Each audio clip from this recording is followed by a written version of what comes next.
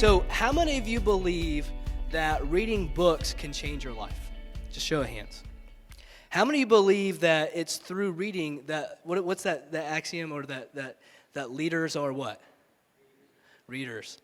You think about when I probably went to college. I wasn't tested for this, but my guess is I probably went to college with probably a 6th grade reading level. I didn't really start reading books until my 12th grade because I'm a teacher. And it wasn't until my pastor really turned me on to how to read the Bible and I desired to learn the Word that I started really reading a lot. And it became like this amazing thing. And so books can change your life because God can use them in a powerful way. And that is why we've asked for Matt Perman to be a part of tonight. Because God has used him in a powerful way to give something to us that can really help us in our walk and our journey to do the things we do every day in our schoolwork, our classwork, and our daily lives at home, in your business, and whatever industry you're in. How does the gospel change the way you get things done? And really, the whole theme about tonight is how your work can change the world and how you being in the flow of what God's calling you to do and depending on Him can do so much. And I went to a conference in Athens, and that's where I first heard from Matt, and I got his book, What's Best Next, and it radically changed the way that I view the world and how I do things and why I do them and how I get things done. And I believe that God will use Matt tonight to challenge you, to get you to think about things that you haven't thought about before, and give you some practical tools by the end of the evening as well. He spent 13 years with Desiring God Ministries. Many of you know that's John Piper's ministry. He was instrumental. He was the team leader, the director of launching their website when it full kind of blew up. That was due to how God used Matt Perman to build that website so it's quality, a website that people can use. And so I'm going to ask Matt to come on up, and if there's anything you want to add to that, Matt, to introduce yourself so that we can get to know you better, that'd be great. So please give a warm welcome to Matt Perman. Thanks a lot.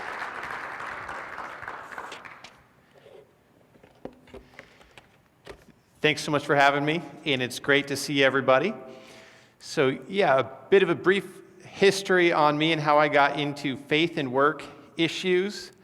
I'm mostly a theological guy. I love theology, and I started studying theology in college, and I would spend about 12 to 15 hours a day reading books. So books, indeed, they do change people's lives, and I was really shaped by the theological books I read in college. But I didn't just read. I wanted to take what I was learning and remember it, so I would write all these articles. So by the end of college, I had like 100 theological articles I had written. And I was really excited about theology, and I went to seminary. But my first job after seminary was at John Piper's ministry, Desiring God, and the focus was not so much on theology, but getting things done. I was tasked with redesigning the website and launching a nationwide radio program, and I realized my theological training was not enough. I also needed to learn how to work. I needed to know how to get things done. And that's when the reality first hit me that as Christians, we need to care about both the theological and the practical, and especially the workplace side of things. And as I started learning about work, one of the things John Piper did, because he's relentless about being God-centered, and he would always say things to me like, just don't leave the Bible behind as you learn about work. Don't leave the Bible behind. Don't only go into secular thinking, as helpful as that is.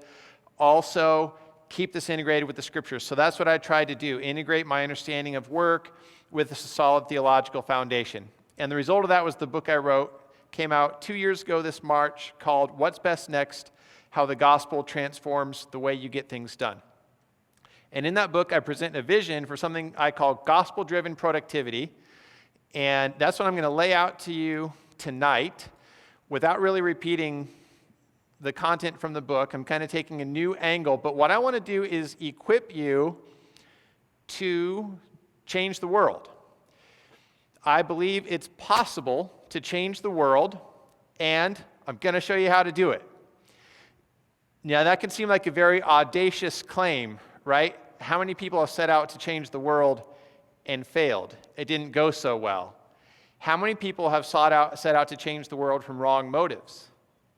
And they may have even succeeded, but in the end lost themselves because they weren't doing it for the glory of God or the good of others. While being very aware that there is a danger in seeking to change the world, I believe that we can change the world because God is already on path to change the world. He's already at work to change the world, and we are called to join him in that work. So by joining God in his plan to change the world, we can change the world. So it's really not about us. It's about God. We're part of a team. We're part of a much larger mission that God has in motion right now. The question then is, how do we become a part of that mission? How do we change the world? What is his plan for changing the world through us? And what I want to show you in the brief time we have right now is this. Christ-centered love in the workplace is God's plan for changing the world. And that's a new way of looking at how we change the world.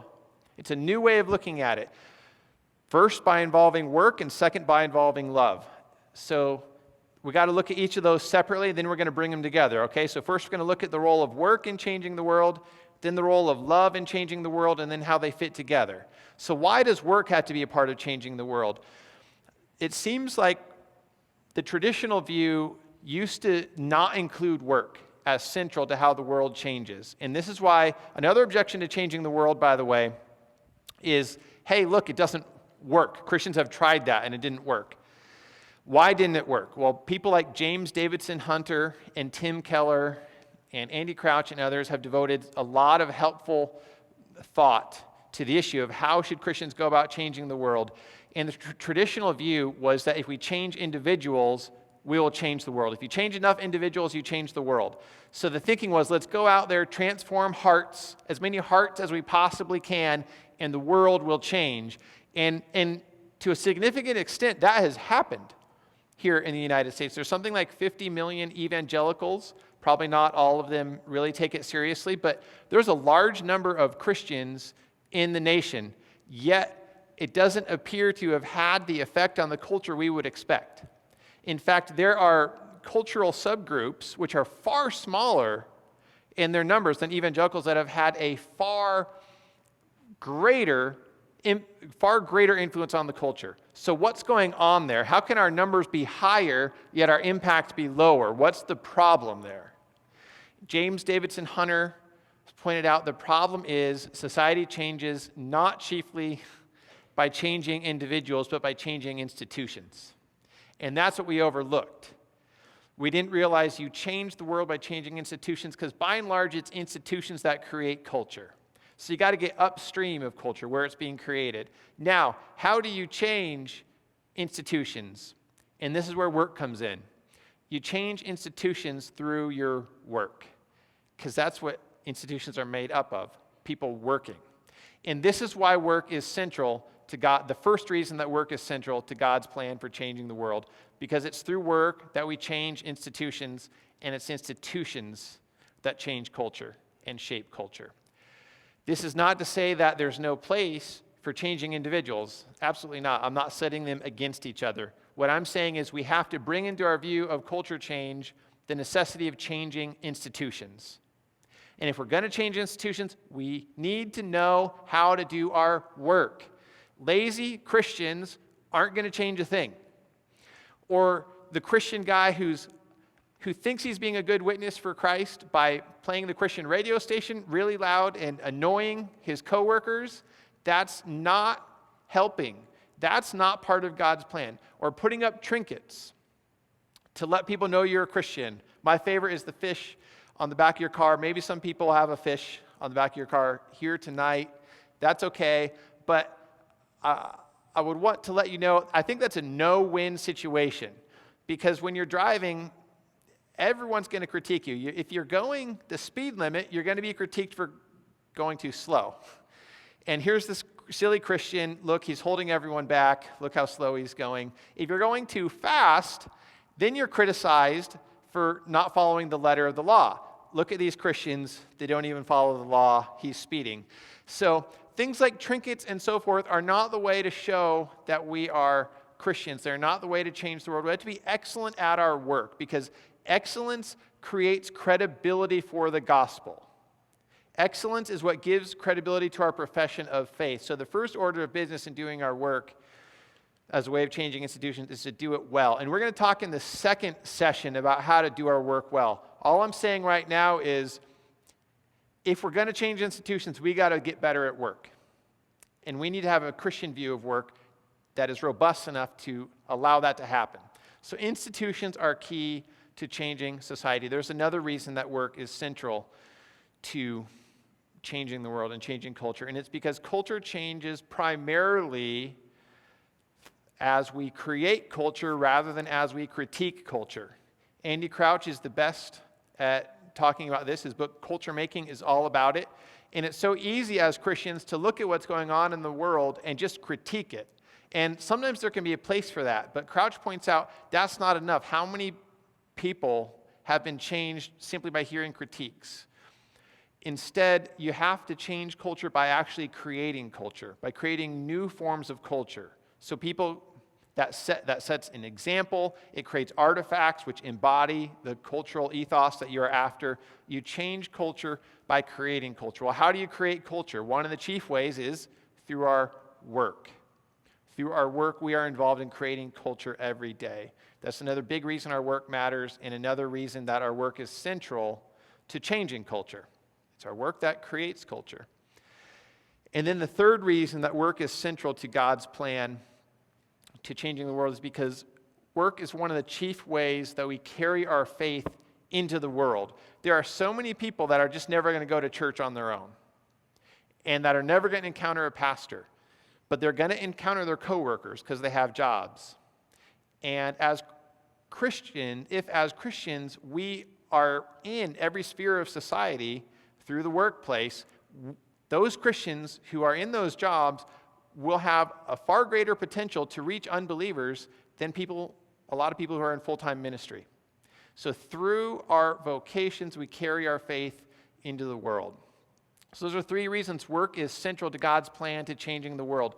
If you want to change the world, you need to value work. And I don't think anyone here needs to be convinced of the value of work. We all know work matters immensely, but there's something else we need to add into things, and it's something that we don't often think of going together with work. It's God's second path for changing the world, and it's love. Love is the second component of God's plan for changing the world. Now, how do we know this? Well, one reason we know this is love is central to the Christian ethic. Everybody, I think, knows that.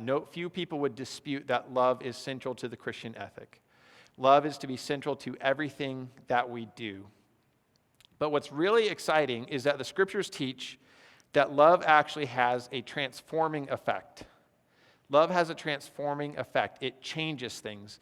In John 13, Jesus said, "By this all men will know you are my disciples if you have love for one another."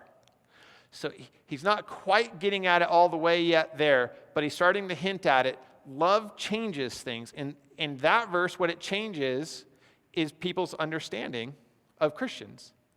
As Christians show love, people realize they are Jesus followers. There's a change going on in people's understanding. Matthew 5:16 is another key passage here. Jesus says, let your light so shine before others that they may see your good works and give glory to your Father in heaven. There's love, the light in good works. Good works, love. So as people see our love, the result is that some will give glory to our Father in heaven. There's transformation right there. In other words, some people will become Christians as they see our love. There's probably a little more going on in that passage as well, but that's one of the key points. As people see the good works of Christians, transformation will happen. And of course, that great passage on being light is also right there with being salt. And those passages are central to really Jesus' view of Christians and culture. We are to be in the culture, salt and light. And the light has something to do with love and good works. And Jesus is saying this has a transforming effect. So love has a transforming effect. Work transforms culture, and love has a transforming effect. These are two key ingredients in God's plan to change the world. Now, how do they fit together? And this is where it gets unique, because very often we don't think of work and love as going together, right? We think of love as something that probably applies mostly at church and at home, but not in the workplace. The workplace is about making money, not getting made fun of, getting promoted, and things like that. What does love have to do with the workplace? What I submit is that love has everything to do with the workplace. Let me give you a few passages in the scriptures that bring this together and then show you how it has this effect. First, in 1 Corinthians 16:14, the Apostle Paul says, "Let all that you do be done in love." So how many things that we do are supposed to be done in love? All things that we do. So that would include our jobs, our daily work. So if you are a marketing director and you're creating a marketing plan, you're supposed to do that from love. If you are a cashier at a truck stop, you're supposed to do that from love. If you are an engineer designing a bridge, you're supposed to do that from love. Let all that you do be done in love. And this is really amazing because Jesus commanded us to be abundant in doing good works in Matthew 5:16. Let your light so shine that they may see your good works. And we ask the question, where do we do those good works?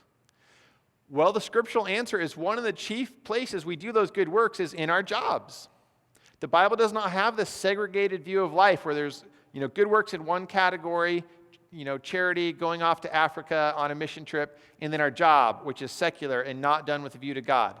The scripture has an integrated view. Everything is to be done for the glory of God, and the good works that God calls us to do include the things we do in our daily work. And this means that our lives can be filled with love and good works all day long because the things you're already doing in your job can become acts of love if you make them that, if you do them for the good of others. This is how our lives as Christians can be filled with good works. If good works are something you can't do until you get home at 5:30 or 6, we got a problem.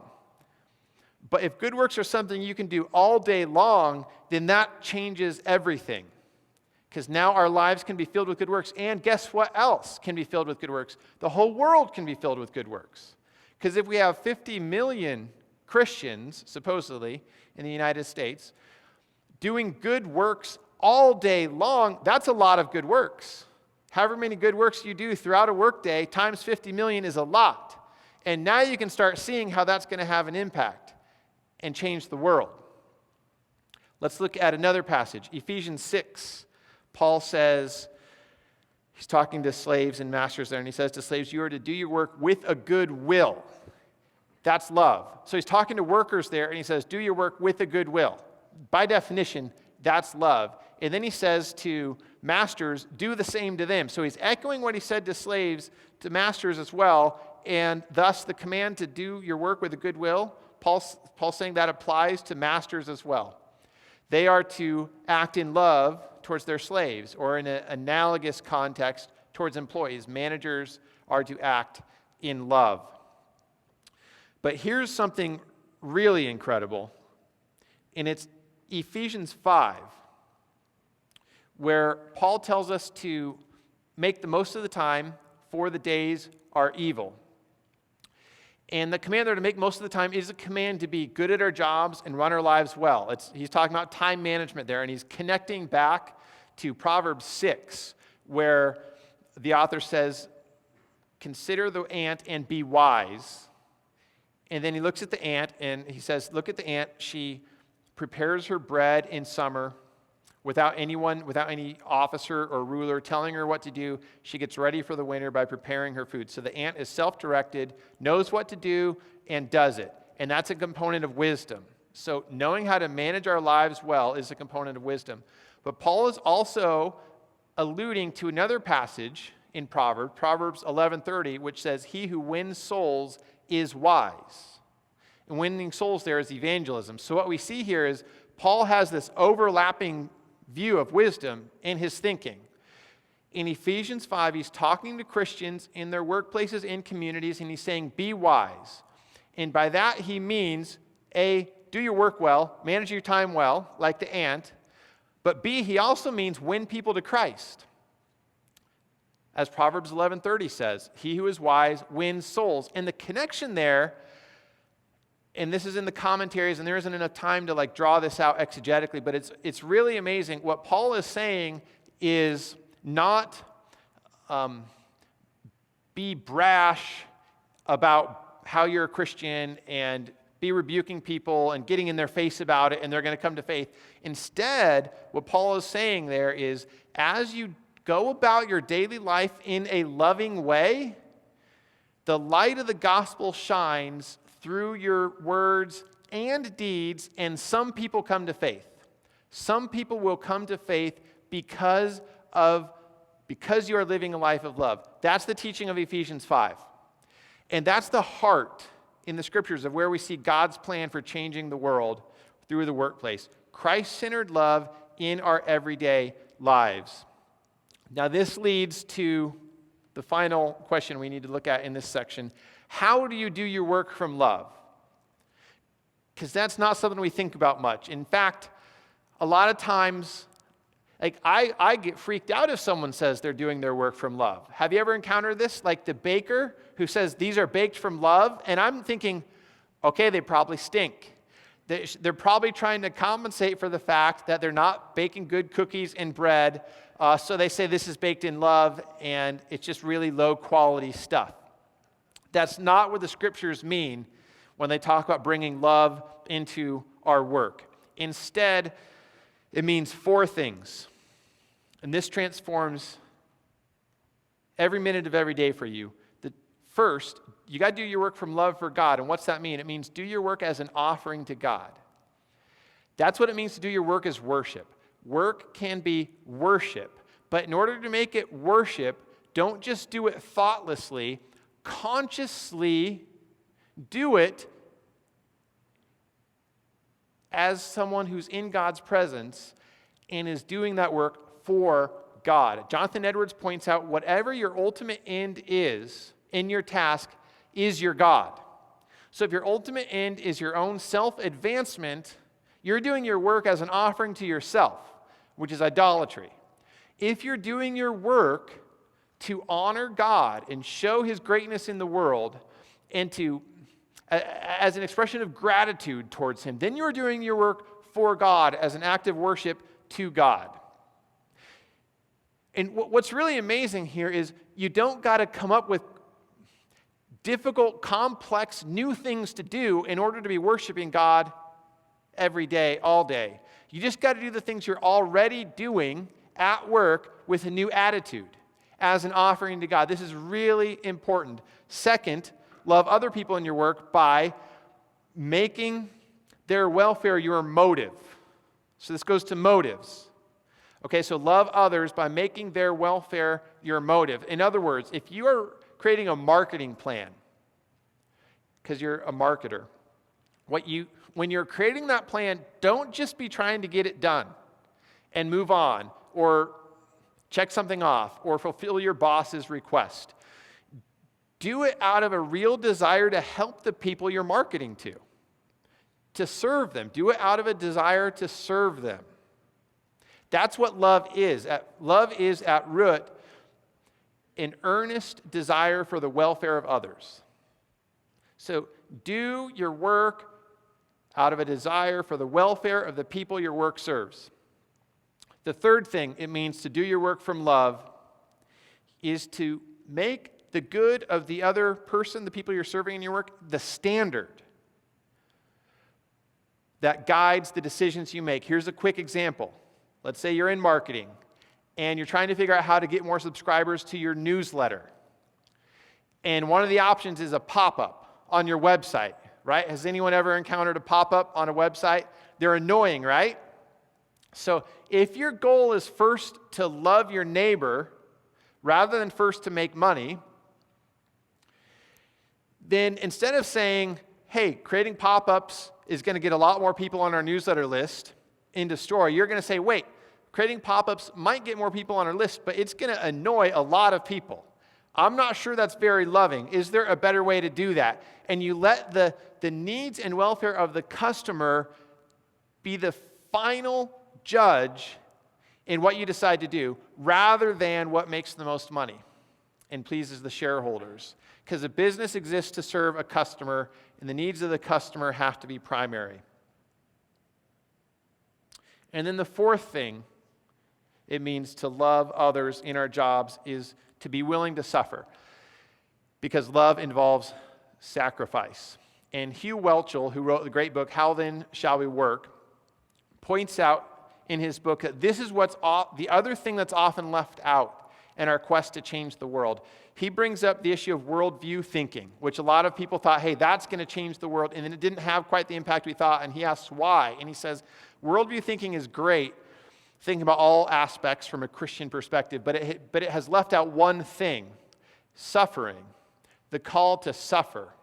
And that's why it hasn't had the impact that it's had. Jesus says we are to love other Christians the way he loved us, and he loved us to the point of suffering for us. So if we are going to love other Christians and love the world, we need to be willing to seek their welfare, even at cost to ourselves. And that's the type of thing that will cause the world to stand up and take notice. That's what will cause the world to stand up and take notice. So here's how it all comes together. We encounter non-Christians mostly in our daily jobs, in our daily work. God also calls us to love people. What we need to do is bring those together and realize that our work is one of the chief avenues for loving people. Our work becomes an avenue of love towards others when we do it for their welfare. The Bible also teaches that love has a transforming effect. So as we do our work from love, in the midst of the culture, it will transform the culture. That is God's plan for changing the world. One final objection, and then I'm done with this first section. The question could be, what happens when it doesn't work? What happens when our work in love doesn't seem to have any effect, doesn't seem to have any change? And that's when it gets really cool. The scriptures teach, for example, 1 Corinthians 15:58 says, be steadfast, immovable, always abounding in the work of the Lord, knowing that your labor in the Lord is not in vain. So the work we do in Christ is never in vain, even when it appears so. What's going on there? Well, a lot of things, but here's perhaps the most interesting thing. The work we do now shapes not just this world, it shapes eternity. God uses the work we do now in some mysterious way to shape the new heavens and new earth that he's creating. Revelation talks about the kings of the earth and others bringing their cultural artifacts into the New Jerusalem. There's one indication of the culture we create now somehow being resurrected, redeemed, and shaping eternity. So in other words, what you have before you by doing your work from love is not just the opportunity to change this world, it's also the opportunity to change the next world forever.